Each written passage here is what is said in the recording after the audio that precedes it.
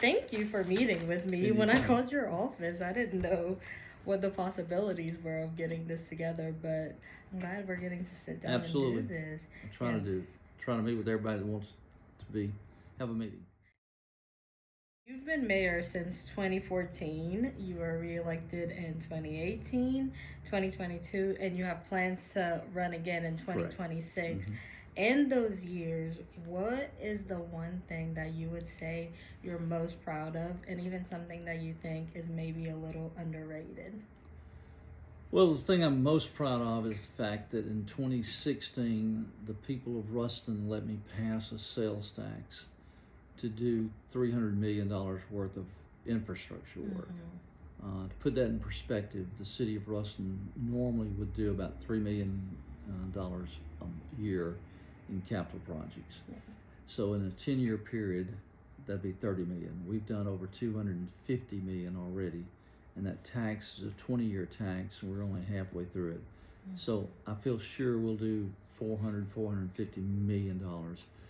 That's the biggest, in my opinion, accomplishment, because it's allowed us to bring in businesses like the chip manufacturing facility, Bucky's, Chase, all the things that we've been able to do infrastructure-wise, roads, water, sewer, new facilities, a new animal control facility, a new sports complex, a new #2 fire station, just lots of things like that. That's probably the biggest as far as things you can see. Yeah. The thing that I'm most proud of as far as from a community standpoint and community building is I feel like we have been a administration for all people, not just the south side or just the north side, for all people. And I think that's, people realize that when they look at the close relationship that our city has throughout the city of Ruston. Yeah, I've done a lot with the infrastructure and stuff like that. And so how do you work with the major city departments and the schools like Tech and Grambling to decide what projects get to be worked on and which ones have to take a back seat? Yeah. Well, what we did 10 years ago, 11 years ago actually, we kind of prioritized 50 different projects we wanted to do. So those were kind of our main projects we wanted to be sure they got done. But we also, when something comes up, we try to work it in that list. So a great example of that is the Monroe Street project, which was a partnership between the city of Ruston, Louisiana Tech University, and the Center for the Blind. So all three of them were involved. That project was a $26 million project, the biggest project the city had taken over as far as a road project in forever. Never done one that big. So that one really connected the university to the downtown to the university, and it also opened up all of that area for the Center for the Blind, made it more accessible. It was just a huge difference maker for our entire city and parish, and the school, of course. Yeah. And speaking of the school, I sat down with Dr. Henderson a while ago in a similar fashion to ask him just some questions. The partnership between the school and Ruston came up, and he was just saying how important that is. So how important is that relationship between not only Tech but also Grambling, Sure. Which is right down the road? How important is that relationship, and where do you as mayor see deeper collaboration needed? Sure. So it's easy with Tech because Tech's right here, right in our front door. Such as Tech Point 2, the city actually gave $1 million toward that building. Why? Because we knew it would bring jobs, and it did. In fact, the second floor of that building right now has Radiance Technology in it, which is the very same Radiance Technology that's building this microchip facility. So that investment caused them to come here, and now they're building facility that's going to bring over 100 jobs to Ruston. So yes, Tech, it's easy with. Now Grambling's a little different because it's 4 miles away, but we still do a lot of things that we can with Grambling, especially because so many of their students live in Ruston, buy our utilities, buy our energy, and also shop in all our stores. Yeah. So we try to do as much as we can, but we also realize there's the University of Grambling State University, and the city of Grambling, and then there's Louisiana Tech University and the city of Ruston. Yeah. So I try not to step on the toes of the city at the same time. So there's a lot less partnership but because of that. just so you know, the city of Grambling and the city of Ruston are working very closely on the frontage road that will go from Tarbutton to R.W.E. Jones Street or Avenue, which is 149. The frontage road will connect our two cities together. Yeah. And we're working very closely with them on that. Yeah, that's amazing. Now I want to talk about, in January, Ruston raised water rates by 26.5%, if I'm not mistaken, because of a federal grant that was for $4 million, but it required a rate study. So according to you, what do you think was the hardest trade-off, and how have you addressed concerns, and how will you continue addressing concerns? Sure. About? So we are constantly working on all of our infrastructure, water, sewer, electricity. Those items are big ticket items because it does cost a lot. When we build a road or we redo a road, we replace the water and the sewer lines before we do the streets. Unfortunately, fortunately, we went after some government grants and we got them. That was federal government that money flowed to the state. So the state required us to do a rate study. Right. When they require you to do the rate study, that means you're going to get the money, but you're going to have to do what the rate study shows. I've said many times, if I had to change one thing about being mayor, it would be that I would put in a small increase every 2 years for all of our utilities. We didn't do that because we tried to keep them as low as possible. Unfortunately, putting it off hurt in the long run. So we did have a rate increase, a large rate increase, more than I would want. But as I'm talking with so many other mayors at conferences and all, ours sounds like a lot, and it is a lot. But compared to most cities, it was about half what most cities were required to go up. So it was one of those things where we needed the money to improve the system, but to get the money, we had to agree to that, and so that was the end results. Yeah, and what's something you've learned, and I know it's pretty new, but what is something you've learned from the data coming in from the study? Well, I think the biggest thing is that people can control their water usage. And I think that's the key to that whole study. We found out, yes, we should have been raising our rates a little every year or every 2 years. But, you know, if I, as a homeowner or as a business owner, if I'm using too much water, then I need to see, do I have leaks? Do I need to cut back on water usage to keep my bill down? We, as citizens, control our utilities as far as how much we use. So in essence, in fact, we do control our own bills, because if we turn off our lights, we don't run our air conditioner on 68 instead of 72, or if we don't use as much water. I never will forget, about, 20 years ago, there was a push in Ruston to save the Sparta. That's where we get our water from. And I never will forget, the editor of the paper did a ad, and it was, if you turn your water off while you're brushing your teeth. So most of us turn the water on, get our toothbrush wet, we brush our teeth, we leave the water running. If we just turn the water off and then turn it back on when we need to rinse our mouth and clean off our toothbrush, in just the city of Ruston, we would save 1 million gallons of water a day. Unbelievable amount of water. But when you think about it, you're supposed to brush your teeth for a minute, and your water's running full blast for a minute, but you're not using it. Yeah. So all of us can control our own bills if we just look at what we're using and try to conserve. Yeah, and we were talking about infrastructure and different projects that you're putting throughout Ruston. How do you make sure that those benefits get distributed equally, especially to those communities who have been historically underserved? Sure. So the first 200 million that we spent on infrastructure, 144 of that was spent on the south side of town. Why? Because when I became mayor and when we did the Moving Ruston Forward, I said we are like every other southern city. We have neglected the south part of our city, the part where most of our minorities live. And we were not going to do that. We were going to change it. We literally showed pictures at our town hall meetings. We did 30 town hall meetings, and we talked about the fact that when we had 1.5 inches of rain, 2 inches rain in Ruston, we had houses on the south side of our city that flooded, not from rainwater, but from raw sewage. And that's embarrassing. And it was embarrassing then.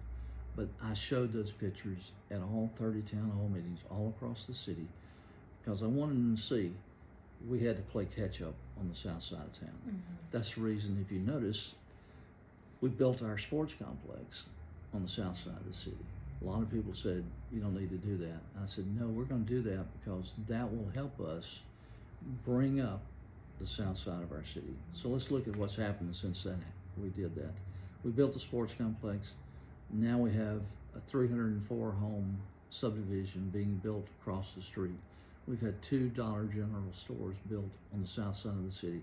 There's a new large convenience store with deli being built on the south side of our city. The new microchip manufacturing facility is built on the south side of our city. We built the Monster Moto building on the south side of our city. We got UPS to put their hub within our city on the south side of our city. So we've done everything we can to push the growth of the south side of our city so we can get it up to where it should be. And I think we're very, very close compared to the rest of our city. Yeah, and all those changes are amazing, but with changes there comes some pros and cons. Sure. And one of the cons that I was told is that Ruston is known for its peaches, obviously. Yeah. It's a very big thing. At one point there was over 1,000 acres of just agricultural land for that, but now I was told there was fewer than 500 or 50 acres. 50 acres, I believe. There's a little fewer than 50 acres. So how should we honor the heritage of the city as it moves to those bigger and better changes? You know, that's a real tough question. You know, I hope that something will be found to correct the peach problem. So the peach problem is a peach tree is susceptible to a disease called oak root rot. So what happens is the peach tree, you need to have a peach tree that lives 14 or 15 years so that it produces for about 13 of those years. With this disease, root rot, they only live about 6 years. So it's not, you can't make money planting a tree and only getting 4 years growth fruit out of it. So I'm hoping that someone will come up with some kind of solution to prevent that from happening so that our trees will continue. But if it doesn't, Ruston will always be known for peaches. In fact, even the summers when we don't have a crop of peaches because of a freeze, let's say, you can go in South Louisiana and there'll be a table set up on the side of the road with a big sign, Ruston peaches, even though there's no Ruston peaches. People just say they are because that's how iconic they are.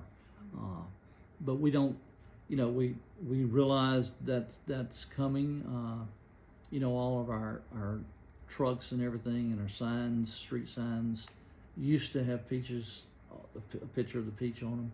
A lot of our road signs still do. We've changed that on our trucks and vehicles to Excellence Made Here because we knew that was coming.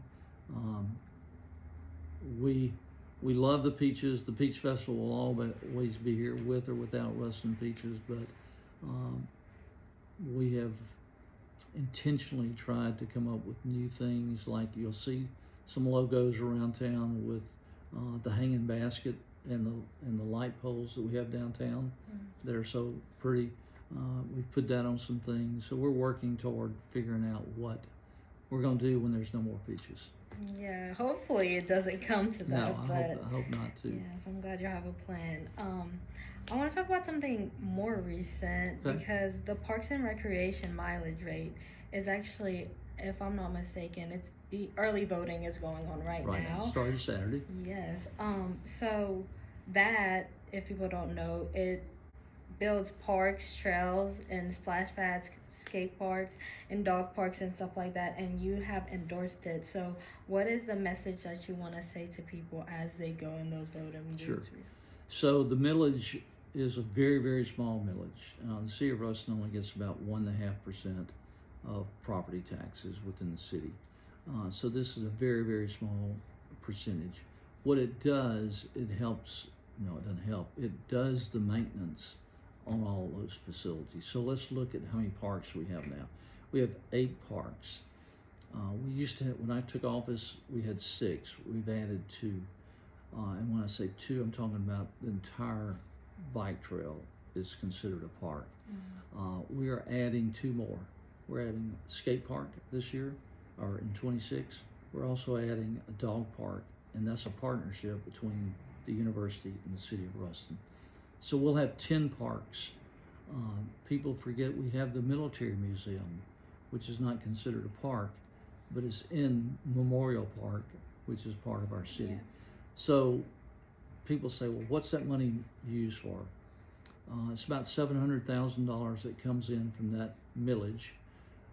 We use that to mow all year long, over 400 acres. We have over 30 miles of bike trails.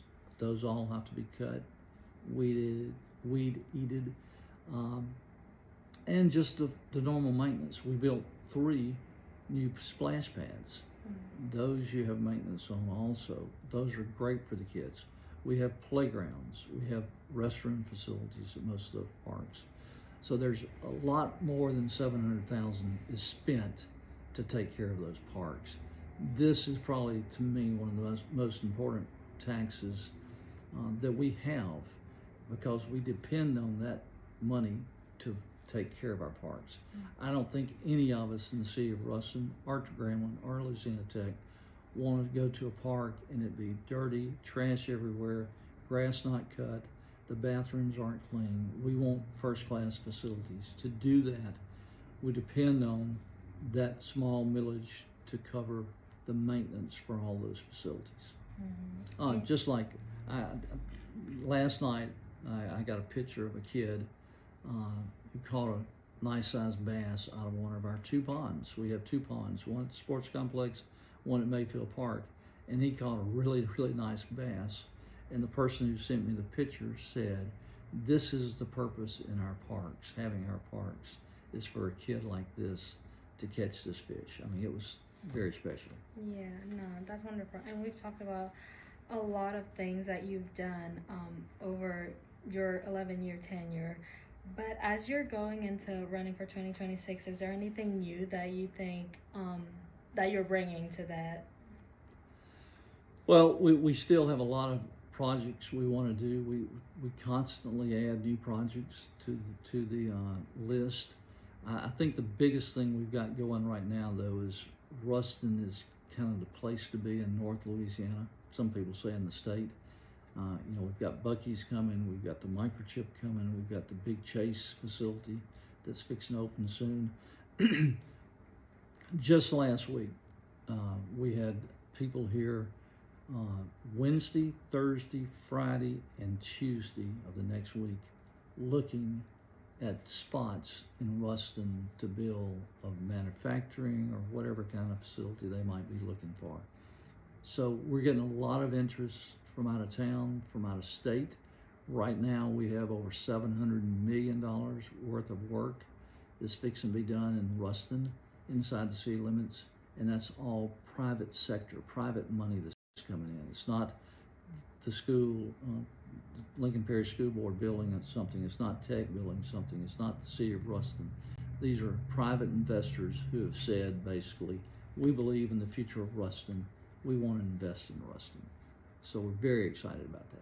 Yeah, and with all these new businesses coming in, how do you balance having those and Ruston keeping its small town charm? Because that's why a lot of people come here. Yeah. Well, we try real hard. As I said when I got elected, you know, we want to grow our city, but we're not going to forget our history. We're not going to forget our past. And that's what we've tried to do. We try to keep elements the same. We have not actually enlarged the city limits yet. We will be, hopefully. But we are aware of that, and we don't just take anybody who wants to come to Ruston. We vet it. We make sure it's something that fits with the universities and the city of Ruston before we do that. Yeah, and obviously I'm a student at Tech and I'm about to graduate, but I want to know, when is the Buc-ee's supposed to open? Should I need be to open. Come back. Should be open the first quarter of 2027. Okay. Now we would have loved to have started working on it 2 years ago, but there's a lot of things, especially with DOTD, that we have to follow. So it was delayed somewhat, but now that the dirt's being moved and things are happening, we're very excited about that. Yes. And again, thank you for sitting with me. Is there anything else you want to say to your constituents or anybody watching this? Well, thank you so much for being here. Thanks for your involvement in the community. Thanks for Louisiana Tech and Grambling, Center for the Blind. But most of all, the people of Ruston who realized if we were going to do something and grow the city, because I'm a firm believer that a city is either growing or it's declining. It's not, there's no such thing as staying the same. So I appreciate everybody in the city voting for that tax to allow us to really grow the city, not just for the sake of growing the city, but to expand the services we offer, expand the parks we offer, provide jobs. That's important to me. You know, people talk about Buc-ee's being a big deal, and it is a very big deal. But to me, the microchip is even a bigger deal, but it's just in a totally different type setting. But the best thing about those jobs is that they all provide health care. And when you look at a family today, the fact that a job pays a good wage is one thing, but if you don't have health care, you're in trouble. So we're very excited about bringing jobs to this city and this parish and this region that not only pay a good salary, but they provide a retirement plan, they provide paid vacation, but most importantly, they provide health insurance, which allows some of our, hopefully a lot of our people to get off state programs and federal programs. And that, to me, is what makes a real family, is when they're able to do those things themselves and feel like they've accomplished something. So we're very excited about that. Okay, thank you so much. Thank you. I appreciate it very much. Yes.